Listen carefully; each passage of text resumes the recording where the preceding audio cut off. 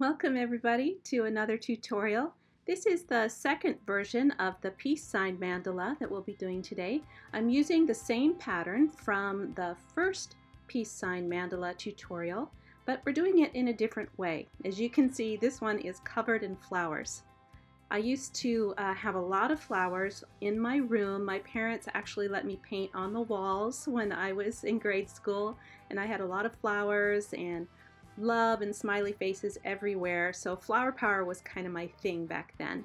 We're going to be using double complementary colors from the color wheel in this design. I've already prepared my canvas, a 12 by 12 canvas with black satin paint, and I traced the peace sign onto it. I've mixed up my Amsterdam paints, which will be listed in the comments, and I'm going to get started. I'm doing the center of 7 flowers here, an orange center, and I'm going to do 8 petals around each of those centers in purple, and then offsetting another row in a little bit darker purple to give me my first set of flowers. Then I'm going to walk really tiny micro dots around that just to define the petals, and putting a small white dot in between the first row. Now I'm putting in my second bunch of flowers with the same orange center. This time I'm going to be walking around in pink and red. Again, doing the 8 pattern around that center dot, and then I will walk white dots around each of those red flowers as well.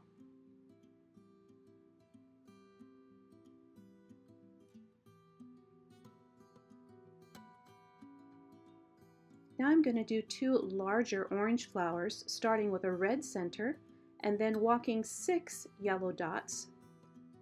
I'm doing a little different pattern on this. I wanted to have some variety. Made a little mistake there, so I'm going to get my pointy Q-tip to clean that up before it hardens. And then go back to finishing out that flower. Making this one a little bit bigger, but predominantly orange. Do another one on the other end of the peace sign. And then I did a third kind of in the middle, and a little bit smaller. Now I'm going to walk yellow dots around the orange petals.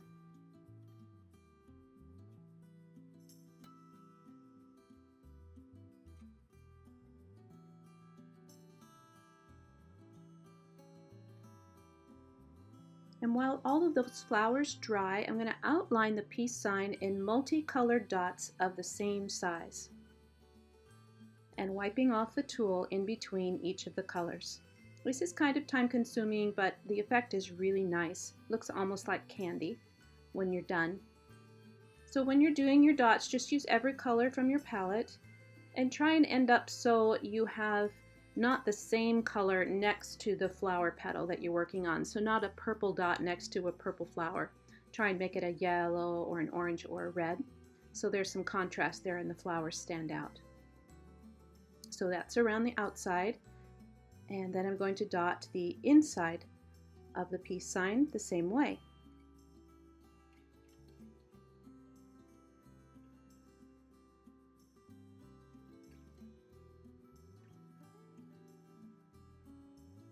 There. It's very colorful. It's really a great effect. Now the flowers are dry enough to do some top dots. And these are probably the most fun part of this whole project, is doing a variety of top dots on these flowers. And you off-center them on the petals. And then it ends up looking more like a flower petal when you do that. And just try a couple different combinations. You can do dark on top of light, light on top of dark, orange on red, purple on orange. Just really mix it up. And then I just did a couple smaller flowers to fill in some of the empty spaces before I started really filling in with my sky blue color. You can see some of the variety of top dots here.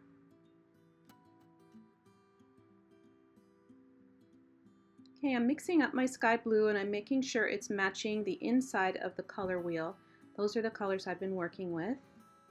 I just put it right there on the paper. Looks good. And this is the consistency of the paint. I do a combination of the Amsterdam Paint and the Liquitex and some titanium white to make it this yogurt consistency.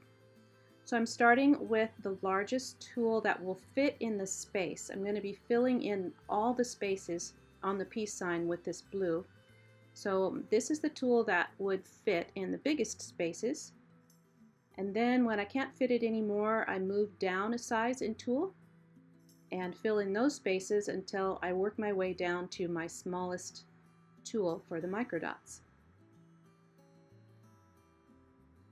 You just want to make sure that none of the dots are touching, but try and fill in every space. It just does a great look here. And get it close up so you can see how pretty that is.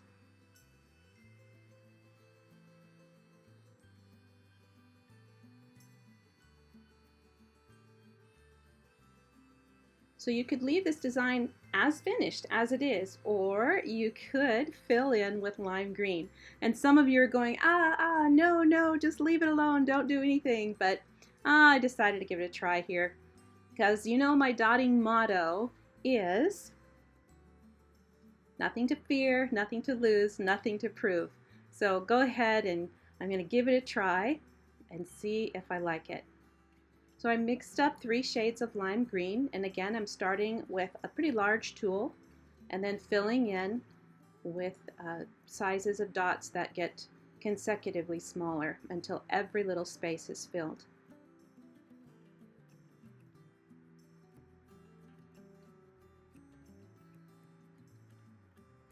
The trick is getting them close without touching. But if you have a good dotting paint, it's really not that hard. And this Amsterdam mixed with the Liquitex really stays in place and doesn't bleed into other colors. So I'm really getting my really tiny dots in there now and filling in the space. And this is what it looks like when it's all finished. We got all 4 of the complementary colors in a really beautiful design. I love how it turned out. I hope you give it a try. Thanks for watching, everybody.